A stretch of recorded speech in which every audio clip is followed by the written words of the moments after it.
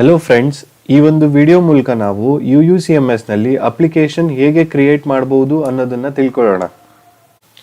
ಮೊದಲಿಗೆ ನಿಮ್ಮ ಬ್ರೌಸರ್ನ ಓಪನ್ ಮಾಡ್ಕೊಳ್ಳಿ. ಹಾಗೆ ಸರ್ಚ್ ಬಾರ್ನಲ್ಲಿ ಆರ್ ಅಡ್ರೆಸ್ ಬಾರ್ನಲ್ಲಿ uucms.karnataka.gov.in ಅಂತ ಟೈಪ್ ಮಾಡಿ ಎಂಟರ್ ಮಾಡಿ.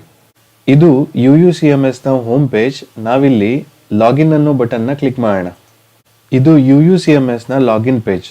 ಸೊ ಇಲ್ಲಿ ನೀವು ಸ್ಟೂಡೆಂಟ್ ಅನ್ನೋ ಬಟನ್ ಹೈಲೈಟ್ ಆಗಿದೆಯಾ ಅನ್ನೋದನ್ನ ಕನ್ಫರ್ಮ್ ಮಾಡ್ಕೊಳ್ಳಿ. ಬೇರೆ ಯಾವುದಾದ್ರೂ ಬಟನ್ ಈ ಥರ ಹೈಲೈಟ್ ಆಗಿದ್ರೆ ನೀವು ಸ್ಟೂಡೆಂಟ್ ಅನ್ನೋ ಬಟನ್ನ ಫಸ್ಟ್ ಸೆಲೆಕ್ಟ್ ಮಾಡ್ಕೊಳ್ಳಿ. ಅಪ್ಲಿಕೇಶನ್ ಕ್ರಿಯೇಟ್ ಮಾಡೋದಕ್ಕೂ ಮೊದಲು ನೀವು UUCMS ಅಲ್ಲಿ ರಿಜಿಸ್ಟ್ರೇಷನ್ ಕಂಪ್ಲೀಟ್ ಮಾಡಿರಬೇಕು. ನೀವು ಇನ್ನೂ ರಿಜಿಸ್ಟ್ರೇಷನ್ ಕಂಪ್ಲೀಟ್ ಮಾಡಿಲ್ಲ ಅಂದರೆ ಇಲ್ಲಿ ಕಾಣ್ತಿರುವಂಥ ನ್ಯೂ ಕ್ಯಾಂಡಿಡೇಟ್ ರಿಜಿಸ್ಟ್ರೇಷನ್ ಅನ್ನೋದನ್ನ ಕ್ಲಿಕ್ ಮಾಡಿ ನಿಮಗೆ ರಿಜಿಸ್ಟ್ರೇಷನ್ ಫಾರ್ಮ್ ಓಪನ್ ಆಗುತ್ತೆ. ಅದನ್ನೆಲ್ಲ ಫಿಲ್ ಮಾಡಿ. ಈ ಹಿಂದಿನ ವಿಡಿಯೋದಲ್ಲಿ ನ್ಯೂ ಕ್ಯಾಂಡಿಡೇಟ್ ರಿಜಿಸ್ಟ್ರೇಷನ್ ಹೇಗೆ ಮಾಡೋದು ಅನ್ನೋದನ್ನ ಹೇಳಿದ್ದೀನಿ. ನೀವಿನ್ನೂ ನ್ಯೂ ಕ್ಯಾಂಡಿಡೇಟ್ ರಿಜಿಸ್ಟ್ರೇಷನ್ ಕಂಪ್ಲೀಟ್ ಮಾಡಿಲ್ಲ ಅನ್ನೋದಾದರೆ ಆ ವಿಡಿಯೋ ನೋಡಿಕೊಂಡು ಅದರ ಪ್ರಕಾರ new candidate registration process complete ಮಾಡಿ. ನ್ಯೂ ಕ್ಯಾಂಡಿಡೇಟ್ ರಿಜಿಸ್ಟ್ರೇಷನ್ ಕಂಪ್ಲೀಟ್ ಮಾಡ್ತಿದ್ದಾಗೇನೆ ನಿಮ್ಮ ಮೊಬೈಲ್ ಹಾಗೆ ಇಮೇಲ್ಗೆ ಒಂದು ಕ್ಯಾಂಡಿಡೇಟ್ ID ಅಂತ ಒಂದು ಇನ್ಫಾರ್ಮೇಷನ್ ಬಂದಿರುತ್ತೆ. ಸೊ ಆ ಕ್ಯಾಂಡಿಡೇಟ್ IDನೇ ಸದ್ಯಕ್ಕೆ ನಿಮ್ಮ user name. Admission process complete ಆದಮೇಲೆ ನಿಮಗೆ ಯೂನಿವರ್ಸಿಟಿ ಕಡೆಯಿಂದ ಒಂದು ಸ್ಟೂಡೆಂಟ್ ರಿಜಿಸ್ಟ್ರೇಷನ್ ನಂಬರ್ ಅಂತ ಬರುತ್ತೆ. ಅದೇ ನಿಮ್ಮ ಯೂಸರ್ ನೇಮ್ ಆಗಿರುತ್ತೆ. ಅಡ್ಮಿಷನ್ ಪ್ರೋಸೆಸ್ ಕಂಪ್ಲೀಟ್ ಆಗೋವರೆಗೂ ಈಗ ಸದ್ಯಕ್ಕೆ ನಿಮ್ಮ ಹತ್ರ ಇರುವಂಥ ಕ್ಯಾಂಡಿಡೇಟ್ IDನೇ ನಿಮ್ಮ ಟೆಂಪರರಿ ಯೂಸರ್ ನೇಮ್. ಸೊ ಅದನ್ನು ಇಲ್ಲಿ ಟೈಪ್ ಮಾಡಿ. ನೆಕ್ಸ್ಟ್, ರಿಜಿಸ್ಟ್ರೇಷನ್ ಟೈಮಲ್ಲಿ ಕ್ರಿಯೇಟ್ ಮಾಡಿರುವಂಥ ಪಾಸ್ವರ್ಡ್ನ ಇಲ್ಲಿ ಎಂಟ್ರಿ ಮಾಡಿ. ಹಾಗೆ ಕ್ಯಾಪ್ಚಾನ ಎಂಟ್ರಿ ಮಾಡಿ ಲಾಗಿನ್ ಅನ್ನೋ ಬಟನ್ನ ಪ್ರೆಸ್ ಮಾಡಿ. ಈ ಒಂದು ಹೋಮ್ ಪೇಜ್ನಲ್ಲಿ ಈ ಏರಿಯಾನ ನಾವು ಡ್ಯಾಶ್ ಬೋರ್ಡ್ ಅಂತ ಹೇಳ್ಬೋದು. ಹಾಗೆ ಈ ಒಂದು ಲೈನ್ನ ಮೆನು ಬಾರ್ ಅಂತ ಹೇಳ್ತೀವಿ. ಸದ್ಯಕ್ಕೆ ಅಡ್ಮಿಷನ್ ಆ್ಯಂಡ್ ರಿಪೋರ್ಟ್ಸ್ ಅನ್ನೋ 2 ಮೆನು ಇದೆ.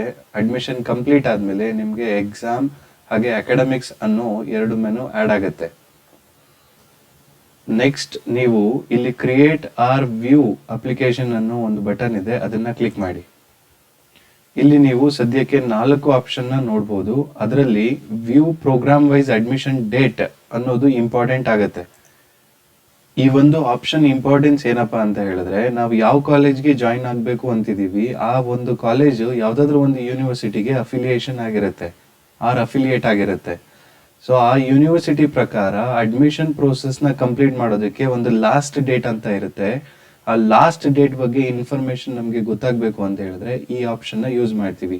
ಸೊ ಈಗ ನಾವು ಯಾವುದಾದ್ರೂ ಒಂದು ಯೂನಿವರ್ಸಿಟಿನ ಎಕ್ಸಾಂಪಲ್ ತಗೊಂಡು ಆ ಯೂನಿವರ್ಸಿಟಿನಲ್ಲಿ ಇರುವಂಥ ಲಾಸ್ಟ್ ಡೇಟ್ ಕಂಡೀಷನ್ ಏನು ಅನ್ನೋದನ್ನ ನೋಡೋಣ. ಸೊ ಮೊದಲಿಗೆ ಪ್ರೋಗ್ರಾಮ್ ಲೆವೆಲ್ನ ಸೆಲೆಕ್ಟ್ ಮಾಡಿ, under graduation and university name. For example Tumakuru university ಅಂತ ತಗೋತಾ ಇದ್ದೀನಿ. So select Tumakuru university and click on view. So ನೋಡಿ, ತುಮಕೂರು ಯೂನಿವರ್ಸಿಟಿನಲ್ಲಿ ಇಷ್ಟೆಲ್ಲ ಪ್ರೋಗ್ರಾಮ್ಸ್ ಇದೆ. ಅದಕ್ಕೆ end date, admission end date ಕೂಡ ಡಿಫೈನ್ ಮಾಡಿದ್ದಾರೆ. ಸೊ ನೀವು ಈ ಅಡ್ಮಿಷನ್ ಎಂಡ್ ಡೇಟ್ ಒಳಗಡೆ ಅಪ್ಲಿಕೇಶನ್ನ ಕ್ರಿಯೇಟ್ ಮಾಡಿರಬೇಕು. ನೆಕ್ಸ್ಟ್ ಆಪ್ಷನ್ ಸ್ಟೂಡೆಂಟ್ ಕಾರ್ನರ್ ಅಂತ ಇದೆ. ಈ ಆಪ್ಷನ್ ಯೂಸ್ ಮಾಡೋದ್ರಿಂದ ಪ್ರತಿ ಯೂನಿವರ್ಸಿಟಿನಲ್ಲಿ ಪ್ರತಿ ಪ್ರೋಗ್ರಾಮ್ಗೆ ಯಾವ್ಯಾವ ಕಾಲೇಜ್ನಲ್ಲಿ ಎಷ್ಟೆಷ್ಟು ಸೀಟ್ಸ್ ಇದೆ ಅನ್ನೋದ್ರ ಬಗ್ಗೆ ಇನ್ಫಾರ್ಮೇಷನ್ ಸಿಗುತ್ತೆ. ಸೊ ಹಾಗಾದರೆ ಒಂದ್ಸರಿ ಟ್ರೈ ಮಾಡಿ ನೋಡೋಣ. ಸೊ ಪ್ರೋಗ್ರಾಮ್ ಲೆವೆಲ್ UG ಅಂತ ಸೆಲೆಕ್ಟ್ ಮಾಡಿ, university name for example Tumakuru university ಅಂತ ಸೆಲೆಕ್ಟ್ ಮಾಡ್ಕೊಳ್ಳಿ.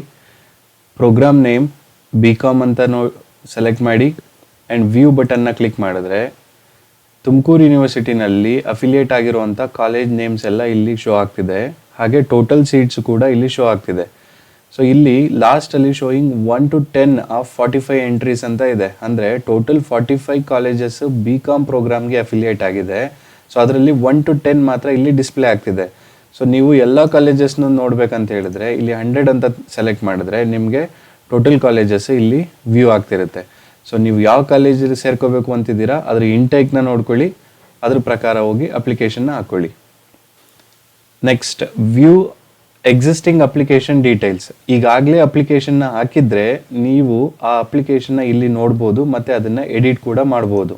ಸೊ ಇಲ್ಲಿ ಸದ್ಯಕ್ಕೆ no data available in table ಅಂತ ಬರ್ತಿದೆ. ಸೊ ಇಲ್ಲಿ ನಾವಿನ್ನೂ ಯಾವುದೂ ಅಪ್ಲಿಕೇಶನ್ ಕ್ರಿಯೇಟ್ ಮಾಡಿಲ್ಲ.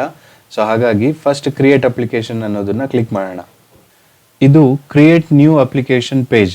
ಸೊ ಇಲ್ಲಿ ಫಸ್ಟ್ ಒಂದು ಕ್ವಶನ್ ಕೇಳ್ತಾ ಇದೆ, are you applying for autonomous college ಅಂತ ಹೇಳ್ತಿದೆ.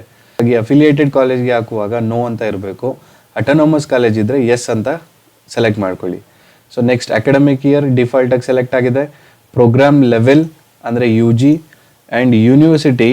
ಸೊ ನೀವು ಸೆಲೆಕ್ಟ್ ಮಾಡ್ಕೊತಿರೋಂಥ ಕಾಲೇಜ್ ಯಾವ ಯೂನಿವರ್ಸಿಟಿಗೆ ಬರುತ್ತೆ ಅದನ್ನು ಸೆಲೆಕ್ಟ್ ಮಾಡ್ಕೊಳ್ಳಿ. ಆ್ಯಂಡ್ ದೆನ್ ಪ್ರೋಗ್ರಾಮ್ ನೇಮ್, ಯಾವ ಪ್ರೋಗ್ರಾಮ್ ಇದೆ, BCom, BA, BSc.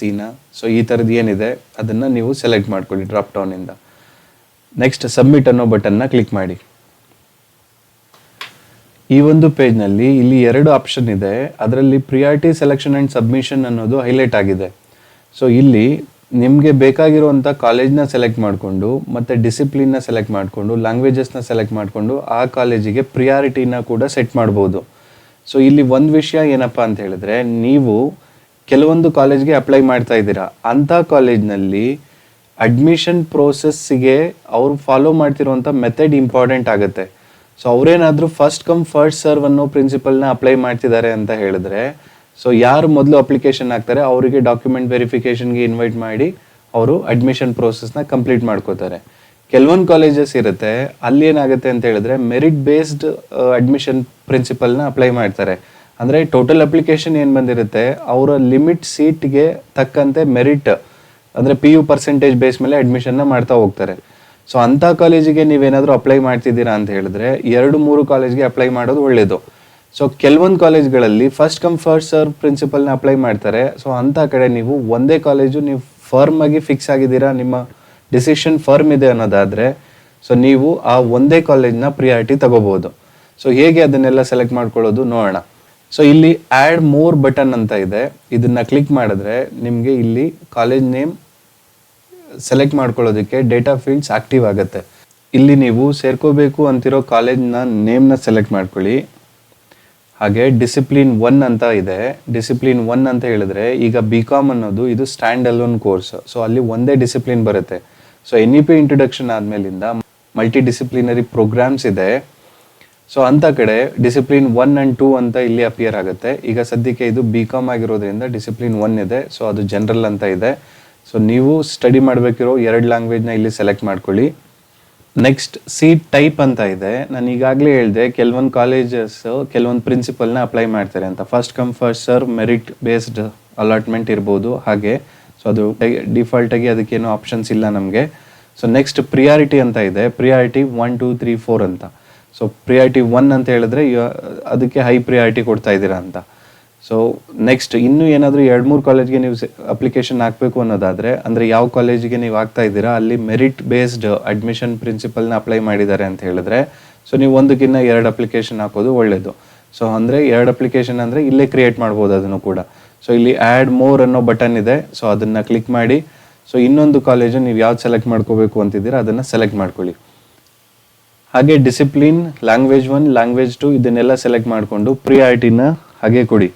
ಸೊ ಹಾಗೆ ನೀವು ಇನ್ನೂ 2-3 ಕಾಲೇಜ್ನ ಆ್ಯಡ್ ಮಾಡಬೇಕು ಅಂತ ಅಂದ್ಕೊಂಡಿದ್ರೆ ಸೊ ಆ್ಯಡ್ ಮೋರ್ ಬಟನ್ನ ಪ್ರೆಸ್ ಮಾಡ್ತಾ ನೀವು ಆ್ಯಡ್ ಮಾಡ್ಕೋಬೋದು. ನೆಕ್ಸ್ಟ್ ಪ್ರಿವ್ಯೂ ಆ್ಯಂಡ್ ಸಬ್ಮಿಟ್ ಬಟನ್ನ ಕ್ಲಿಕ್ ಮಾಡಿ. ಪ್ರಿವ್ಯೂ ಆ್ಯಂಡ್ ಸಬ್ಮಿಟ್ ಬಟನ್ನ ಕ್ಲಿಕ್ ಮಾಡ್ತಿದ್ದಾಗೆ ನಿಮ್ಮ ಎಂಟೈರ್ ಡೀಟೇಲ್ಸ್ ರಿಜಿಸ್ಟ್ರೇಷನ್ ಪ್ರೋಸೆಸ್ಸಲ್ಲಿ ಇದ್ದಂತಹ ಎಲ್ಲ ಡೀಟೇಲ್ಸು ಇಲ್ಲಿ ಶೋ ಆಗ್ತಿರುತ್ತೆ. ಸೊ ಲಾಸ್ಟಲ್ಲಿ ಒಂದು ಡಿಕ್ಲರೇಷನ್ ಲೈನ್ ಇದೆ, ಅದನ್ನು ನೋಡಿ. ಹಾಗೆ ಅಲ್ಲೊಂದು ಚೆಕ್ ಬಾಕ್ಸ್ ಇದೆ, ಅದನ್ನು ಕ್ಲಿಕ್ ಮಾಡಿ ಸಬ್ಮಿಟ್ ಅನ್ನೋ ಬಟನ್ನ ಕ್ಲಿಕ್ ಮಾಡಿ. ಸೊ ಇಮ್ಮಿಡಿಯೇಟ್ ಆಗಿ ನಿಮಗೆ ಅಪ್ಲಿಕೇಶನ್ ಸಬ್ಮಿಟೆಡ್ ಸಕ್ಸಸ್ಫುಲಿ ಅನ್ನೋ ಒಂದು ಕನ್ಫರ್ಮೇಷನ್ ಮೆಸೇಜ್ ಬರುತ್ತೆ. ಸೊ ಅಲ್ಲಿಗೆ ನಿಮ್ಮ ಕ್ರಿಯೇಟ್ ಅಪ್ಲಿಕೇಶನ್ ಅನ್ನೋ ಪ್ರೋಸೆಸ್ ಕಂಪ್ಲೀಟ್ ಆಗಿದೆ.